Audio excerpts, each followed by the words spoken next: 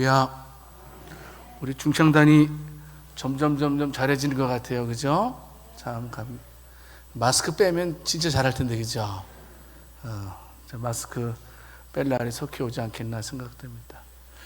오늘은 교단적으로 순교자 기념주일로 저희가 지키고 있습니다. 제69회 총회 때에 6월 둘째 주는 그렇게 지켜라라고 총회에서 결정이 돼서요. 오늘은 우리 모든 고신교회가 같은 본문을 가지고 말씀을 듣게 됩니다. 오늘 말씀을 통해서 저와 여러분들이 많은 은혜 받기를 원하고요. 우리가 순교자 기념주의를 지킨다. 그러니까 여러분들이 생각할 때, 여러분 우리가 순교자들을 우리가 일명 성인이라고 말할 수 있는데, 마치 그분들을 섬긴다, 숭배한다, 그런 의미는 절대로 아닙니다. 우리가 숭배할 분은 오직 한 분밖에 계시지 않습니다. 하나님밖에, 예수님밖에 계시지 않기 때문입니다. 마틴 루터가 1517년에 종교개혁을 일으켰는데, 이 종교개혁을 언제 일으켰냐면 만성절 때 종교개혁을 일으켰습니다. 이 만성절은 뭐냐 하면 모든 성인들에 대해서 이렇게 기억하고 축복하는 그런 날인데요. 마틴 루터가 그날에 특별히 종교개혁을 일으킨 것은 뭡니까? 모든 사람은 다 죄인이다. 인간들 가운데 특별한 사람 없다. 다 죄 가운데 태어나고 모든 사람은 죄인이다라는 사실을 입각해서 면죄부를 반대하는 95개 조항의 항목을 가지고 종교개혁을 일으켰던 것을 우리는 너무나 잘 알고 있습니다. 우리는 사람을 숭배하지 않습니다. 우리는 하나님만 숭배하는 저희들입니다. 우리 종교개혁 전통을 저희는 따르고 있습니다. 특별히 우리 고신교회는 종교개혁의 정신을 잘 따르려고 오늘도 애쓰고 있는데요. 특별히 저희 고신교단은 어떻습니까? 우리가 알고 있듯이 순교의 전통을 이어받은 그런 교회이기 때문입니다. 우리가 36년간 일제의 감정기가 있지 않았습니까? 그때 일본 사람들이, 정치인들이 한국 교회에, 그리고 모든 이들에게 신사를 참배하도록 했습니다. 그런데 우리 예수 믿는 사람들은 신사에 참배 잘할 수 없기에 감옥을 택하게 되었고, 감옥에서 여러분이 또 천국에 먼저 갔고, 은혜로 감옥에서 추록하게 되고, 추록해서 나온 성도들이 세운 교단이 바로 저희 교단, 고신교단입니다. 사실 우리 교단은 순교의 교단이라고 말해도 과언이 아닐 텐데요. 그렇다고 해서 초창기 창립 멤버들을 우리가 숭상하는 것은 또 아닌 것은 분명합니다. 서방교회의 첫 교부 터툴리안이라는 분이 계세요. 이 교부라는 말은 뭐냐 하면 2세기서부터 8세기까지 기독교의 체계를 세운 분들입니다. 근데 서방교회의 첫 번째 교부를 우리가 터툴리안으로 뽑을 수 있는데, 이 터툴리안 이분이 유명한 말을 했습니다.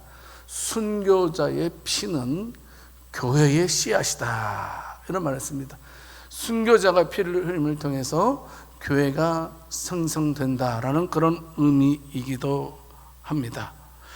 성도 여러분, 그렇습니다. 우리나라도 많은 순교자들이 피를 흘려주셨습니다. 그래서 교회가 생겨났고, 또 우리가 신앙생활을 자유롭게 할 수 있게 된 것입니다. 자, 오늘 우리가 이제 요한계시록을 읽었습니다. 요한계시록, 특별히 이제 소아시아 지역의 대표적인 일곱 교회 가운데에 세 번째 교회인 버가모 교회에 대해서 말씀을 하고 있는데요. 이것은 순교자 기념 설교와도 아주 밀접한 관계가 있다고 생각됩니다. 오늘 말씀을 통해서 우리 주님께서 이 버가모 교회에 이제 말씀을 하시는데, 크게 세 가지를 말씀을 하시게 됩니다. 첫 번째는 예수님께서 이 버가모 교회에 대해서 굉장히 칭찬을 하고 있다라는 사실입니다.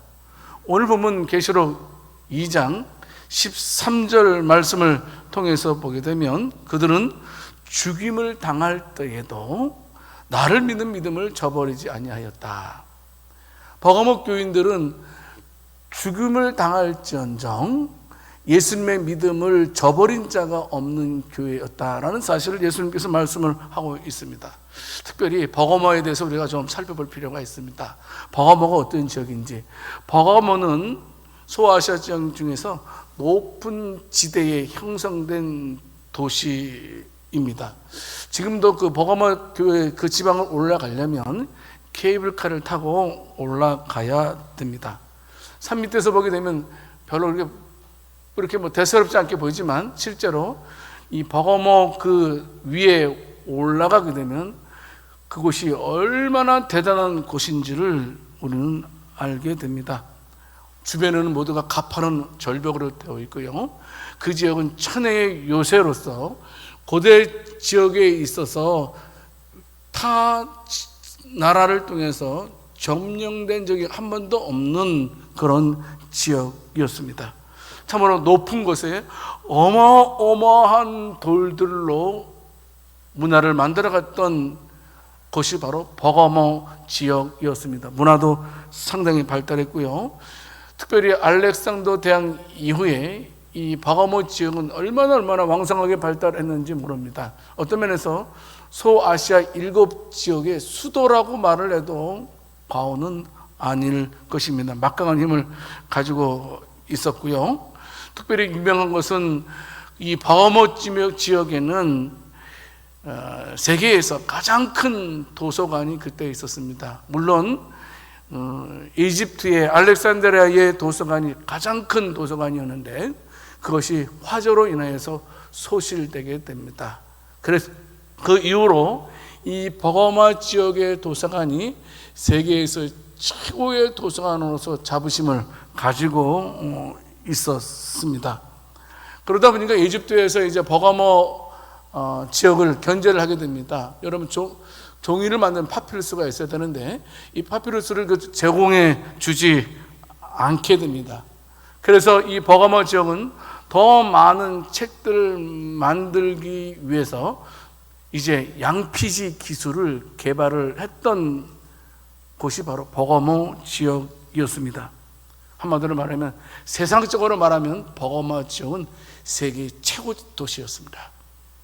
여러분, 세계에서 세계 최고의 도시는 어디입니까? 우리가 여러 곳을 뽑을 수 있지 않겠습니까?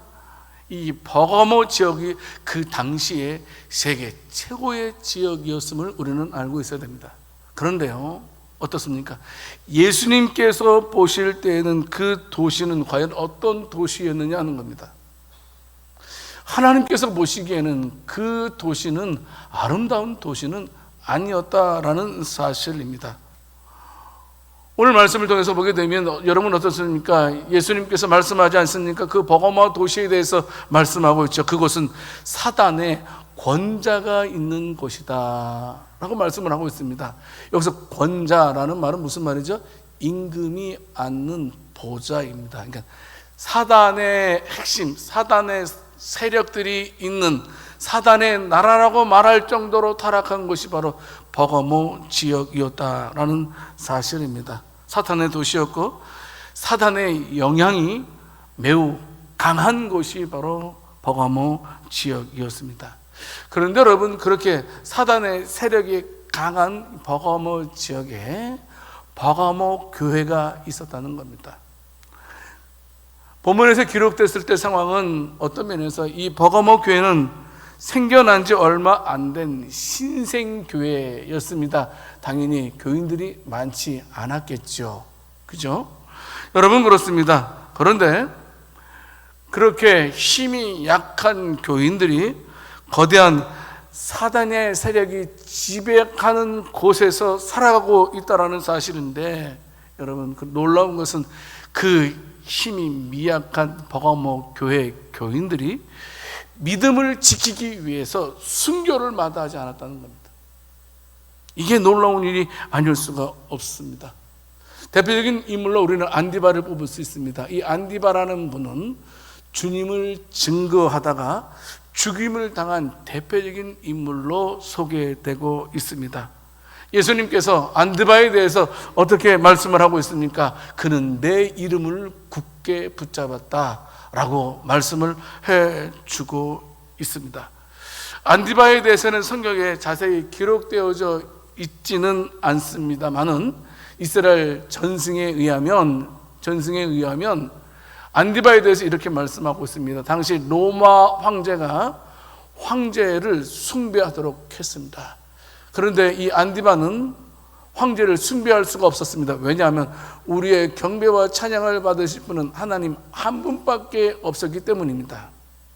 그로 인하여서 그가 순교를 당하게 되는데, 어떻게 순교를 당하냐면 아주 뜨겁게 달구어진 시뻘건 거대한 녹그릇에서 기름에 튀겨주겠다, 이렇게 전승에 기록되어져 있습니다. 예수님의 이름을 붙들기 위해서. 예수님께서 또 안디바에 대해서 어떻게 증거를 하고 있습니까? 안디바에 대해서 충성된 증인이다 라고 말씀을 하고 있습니다. 여러분, 그런데요, 여기서 충성된 증인이라는 말은 잘 사용되는 용어가 아닙니다. 그리고 이 단어는요, 어떤 면에서 요한계시록 1장 5절 말씀에 보게 되면 예수님을 지칭하는 단어입니다. 바로 예수님에게 지칭되었던 그 단어를 갖다가 참으로 안디바에게 말씀을 하고 있다라는 사실입니다. 여러분, 예수님은 어떤 분이십니까? 만왕의 왕이 아니십니까? 충성된 증인으로서. 그런데 그를 예수님처럼 말씀을 하고 있다라는 겁니다. 예수님께서요.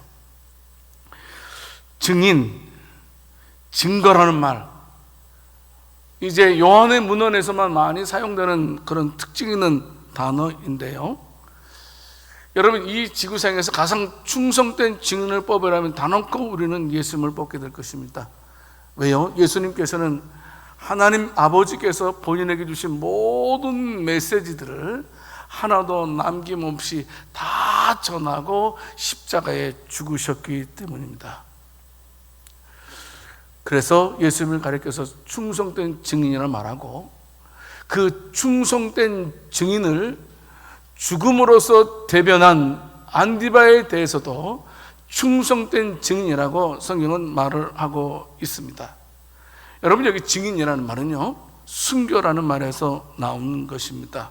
그러니까 안디바가 예수님을 증거하다가 순교를 당했다, 이렇게 우리가 봐도 될 것입니다. 성도 여러분, 그렇습니다. 오늘 저와 여러분들도 이 세상을 살아갈 때 안디바처럼 어둠의 세력에 굴하지 않고 분명하게 내 신앙을 표현할 수 있는 자들이 되어야 된다는 사실입니다. 누구 앞에서든지 간에 예수님은 만왕의 왕이십니다라고 말할 수 있는 믿음이 저와 여러분들에게 있기를 원합니다. 우리 옆 사람들에게 말씀하겠습니다.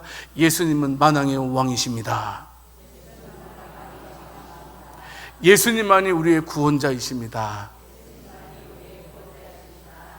어느 권력자 앞에서도, 어느 능력자 앞에서도, 예수님을 부인하는 사람 앞에서도, 예수님을 능욕하는 사람 앞에서도 아닙니다, 예수님은 만왕의 왕이십니다라고 말할 수 있는 그와 같은 믿음을 가진 자들을 우리 주님께서는 특별히 기억을 하고 있다는 사실입니다. 주님도 그 길 가셨고요. 그러므로 저와 여러분들도 주님 가신 그 길을 담대히 따라감을 통해서 우리 주님께 칭찬받는 저와 여러분들이 될 수 있기를 살아계신 주님의 이름으로 축원합니다. 두 번째로, 예수님께서 버가모 교회에 대해서 상당히 심각한 책망을 하고 있는 모습입니다.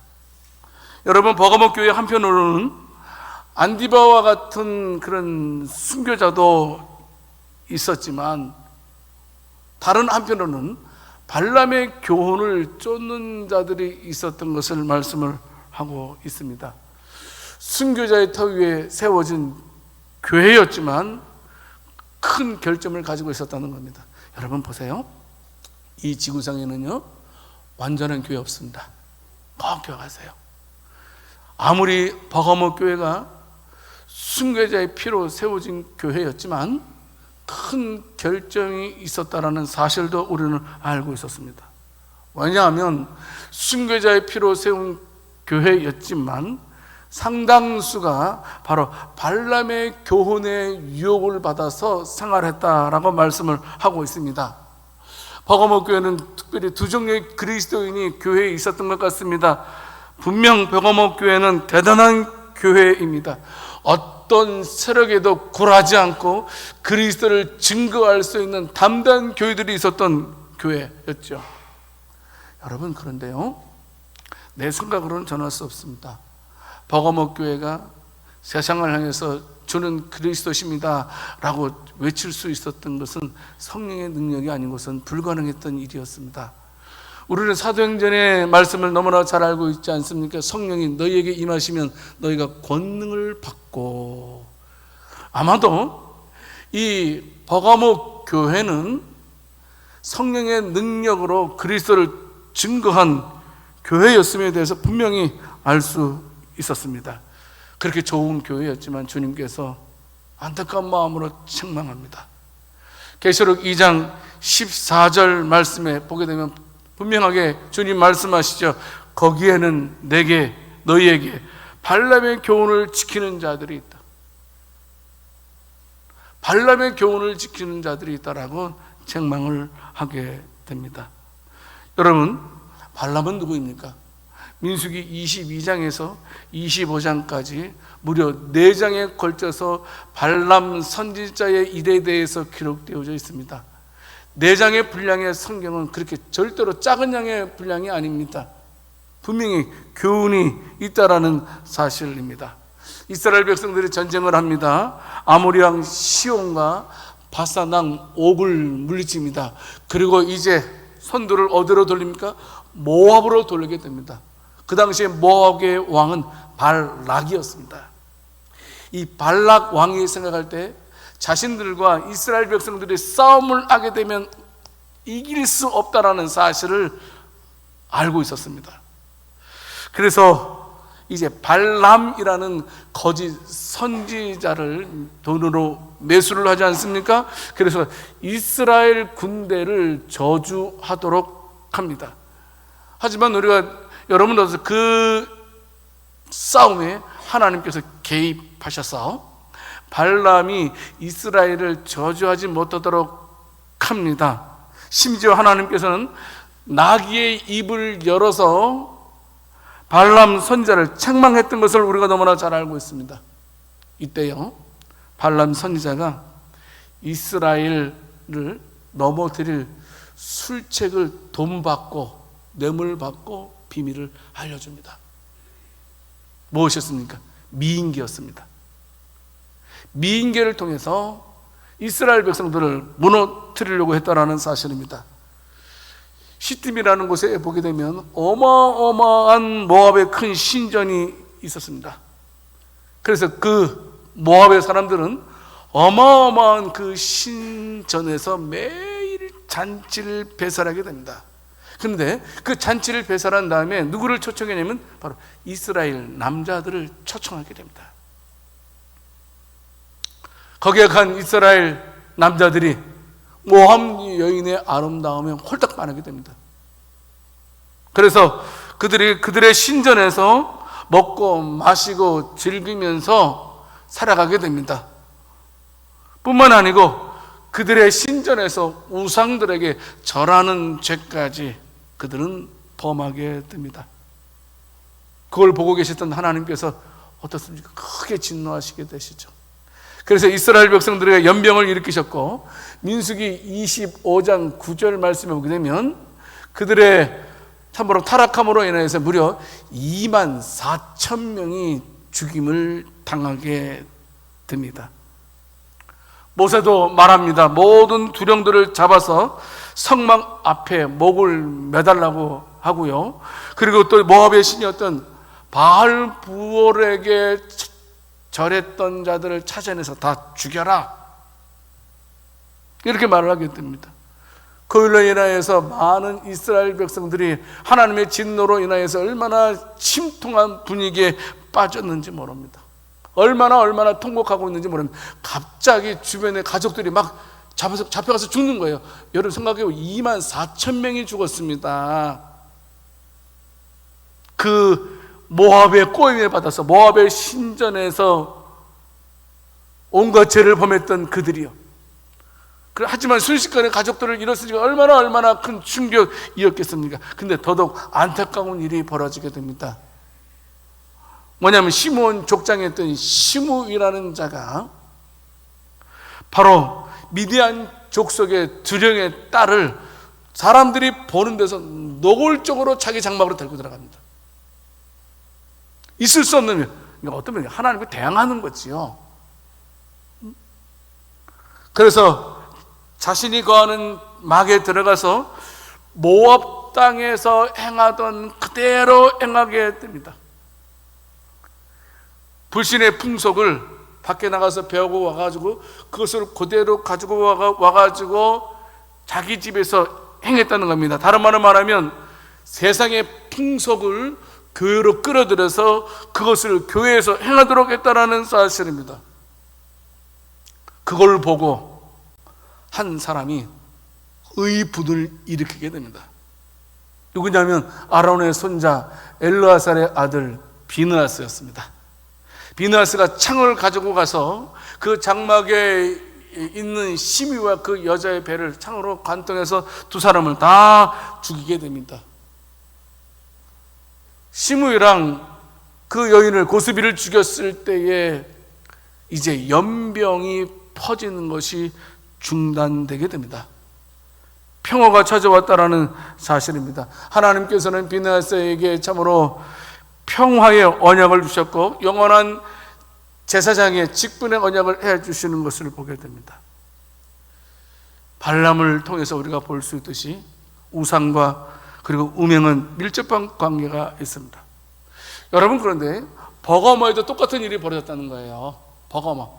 지금 버가모에서도, 여러분 버가모 우리 교인들 한번 가본 적 있죠? 버가모에는 어마어마한 신전들이 있습니다. 그럼 다 무너져 있지만요. 근데 이 버가모 신전에서도 주기적으로 향연이 벌어졌다고 합니다. 술과 음식이 어마어마하게 들어가고요. 거기에 춤과 음악이 나왔고, 그 다음에 태폐적인 행동들이 자연스럽게 그곳에서 이어졌다고 합니다. 그런데 그 파티에 누가 초청받았어요? 그리스도인들이. 그러니까 버가모 교회 교인들이 그 파티에 초청을 받게 되었다는 겁니다. 그리고 거기에 참여하게 되었다는 겁니다. 근데 거기에 참여한 그리스도인들이 처음 분위기 보니까 막 눈이 동그래졌죠. 막 눈이 동그래지면서 막 괜찮네, 좋네, 이렇게 생각을, 인상을 받았습니다. 그래서 어떻게 됐어요? 이번에서 다른 그리스도인들이 갔다 온 그리스도인들을 초청을 하는 거예요. 야, 너도 가보자. 야, 가보니까 괜찮다, 야. 응? 괜찮아, 가보니까 같이 가자. 더 나아가서 그리스도인들이 이방 신전의 항연에서 참여해서 하나님께 범죄하는 것에 대해서 정당화시키는 그룹도 생기게 되었어요. 그게 뭐냐면 니골라당이었습니다. 계시록 2장 15절 말씀에 보게 되면 발람 선지자의 행동, 그리고 또 버가모의 신전에서 벌어지는 일들에 대해서 괜찮다. 뭐가 문제냐? 우리 인간은 진짜 감정에 충실하는 게 최고야. 내 감정대로, 내 마음대로 움직이면 살면 돼. 그게 뭐가 잘못된 거야? 육체는 원래 더러운 거야. 영지주의가 그랬잖아요. 그래서 이 몸은 내가 굴고 싶은 대로 마음대로 굴려도 죄가 아니야. 그러니까 너희들이 가서 그 신전에 가서 어떻게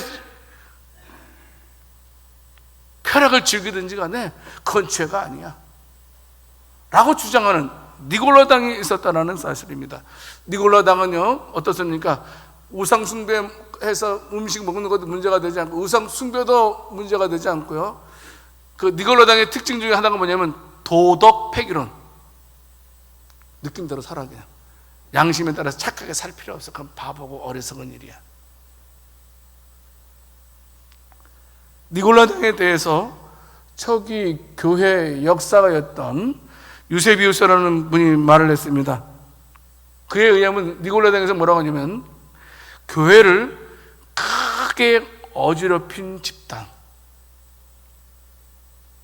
2세기 후에 없어졌다, 이렇게 말을 하고 있습니다. 여러분, 그 이레니우스라는 초대 교부, 아까 교부가 뭐라 그랬어요? 2세기서부터 8세기까지 기독교의 뿌리, 기둥을 세운 분들이라고 했잖아요. 이 이레니우스라는 교부는 뭐라고 말하고 있냐면 바른 교리를 떠나 생활의 방도와 음식에 전혀 무관심할 것을 교시한 집단 종교. 야, 신경 쓰지 마.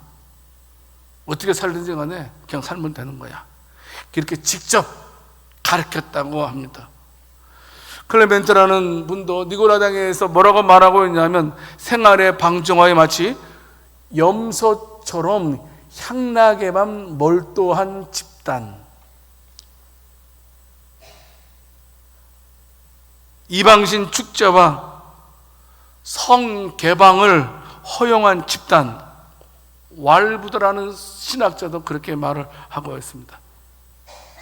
그러니까 니골라 당의 행위를 미워한다라는 말은 무슨 말입니까? 니골라 당을 미워한다는 말은 향락을 미워하고, 그리고 또 음란하고 우상 숭배를 제물을 먹으면서 이단적 사상에 빠지는 것을 용납하지 않는다라는 말이기도 합니다. 성도 여러분, 우리 양주 세순교회는 아름다운 교회이고 너무나 귀한 교회입니다. 우리 교회는 절대로 주님 오시는 그날까지 세상의 풍속에 빠지지 않는 하나님의 거룩함을 보존하는 교회가 될 수 있기를 원합니다. 어떤 일이 있더라도 교회의 거룩함을 지켜야 되는데, 특별히 하나님의 방법으로 우리는 지켜야 된다는 겁니다. 여러분, 똑같은 예가 에베소 교회에 있었어요. 근데 에베소 교회는 어떻습니까? 니골라당의 교훈을 배격합니다. 그래서 예수님께 칭찬을 받은 교회가 에베소 교회였지만, 여러분, 저와 여러분들 항상 명심할 것은 이 세상에는 나를 넘어뜨리려고 하는 것이 너무나 많이 있다는 사실 꼭 명심하고, 저와 여러분들이 내가 범한 죄에 대해서 정당화해서는 안 된다는 사실, 나는 그리스도인이라는 사실 꼭 기억해야 됩니다. 우리 옆 사람들에게 말씀하겠습니다. 나는 그리스도인입니다. 어떤 위험이 와도, 어떤 시험이 와도 나는 그리스도인입니다라고 말할 수 있는, 그리고 교회를 지켜가며 자신을 지켜갈 수 있는 복된 저와 여러분들이 다 될 수 있기를 살아계신 주님의 이름으로 축원합니다. 세 번째로, 예수님께서 버가모 교회에 말씀하시는 것은 바로 회개를 촉구하고 있다는 사실입니다. 오늘 보면 계시록 2장 16절 말씀에서 말씀하시죠. 그러므로 회개하라. 네가 회개하지 아니하면 내 입에 검으로 그들과 싸우리라, 이렇게 말씀을 하고 있습니다. 여러분, 왜 예수님께서 회개를 촉구하는 겁니까? 다른 이유 없습니다. 하나님과의 관계에서 멀어진 그것을 다시 회복시켜서 은혜 받도록 하기 위해서 회개를 촉구하고 있는 것입니다. 성도 여러분, 주님께서는 세상과 타협하고 죄와 타협하여서 하나님과의 관계에서 멀어진 버가모 교인들에게 회개하라고 말씀하고 있습니다. 그런데 여러분, 여기서 회개하라는 말을 갖다가 생각할 때 어떤 면에서 막 무섭게 회개하라 말씀하고 있는 건 아닌 것 같아요. 왜냐하면 여기서 말하는 회개하라는 말은 하나님과 회복돼야 된다, 관계가. 애틋한 마음으로, 아주 애틋한 마음으로 하나님과의 관계가 바르게 돼야 된다는 사실을 말씀을 하고 있는 것입니다. 그래서 예수님께서, 성도 여러분, 어떻습니까? 공생에 처음 시작했을 때의 첫 번째 하신 말씀이 무엇이죠? 회개하라, 천국이 가까웠느니라 말씀입니다. 참으로 의미심장한 일임을 우리는 알아야 됩니다. 버가모 교회에 주관하시는 우리 주님, 마치 모세 때의 비너스처럼 말씀을 하고 있는 것입니다.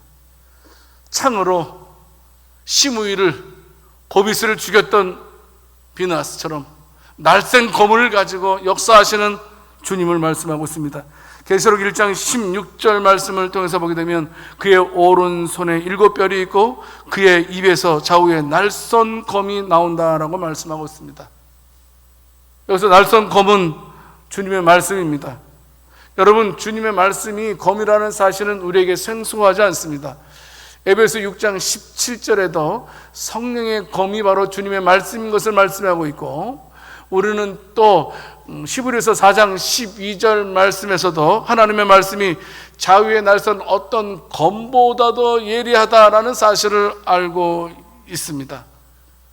여러분, 그런데 하나님의 말씀은 우리를 살리기도 하지만 하나님의 말씀은 싸우기도 한다는 사실을 기억해야 돼요. 부활하시고 승천하신 예수님, 그분이 이 땅에 계셨을 때는 어떻습니까? 얼마나 바보처럼 사셨습니까? 연약한 모습처럼 살지 않으셨습니까? 하지만 주님께서 재림하실 때에는 그렇게 순순히 당하는 분이 아니라는 사실입니다. 주님께서 오실 때에는 입에서 나오는 말씀으로 그분은 상대방들을 쓰러뜨리는 분이라는 사실을 암시하고 있는 것입니다. 주님이 싸우신대요. 누구랑? 회개하지 않는 자들과. 주님은 싸우신다는 겁니다. 다른 자들과 싸우는 것이 아닙니다. 주님께서 말씀의 검을 가지고 이 땅에 오셔서 싸우는 대상은 누구냐 하면 회개하지 않는 자라는 사실입니다. 회개하면 계시록 2장 17절 말씀에서 뭐라고 말씀하고 있습니까? 감추었던 만나를 주겠다라고 말씀을 하고 있습니다. 여러분, 마태복음 4장을 통해서 이미 우리는 만나라는 것은 생명의 떡을 의미하고 주님의 말씀을 상징하는 것 우리는 너무나 잘 알고 있습니다.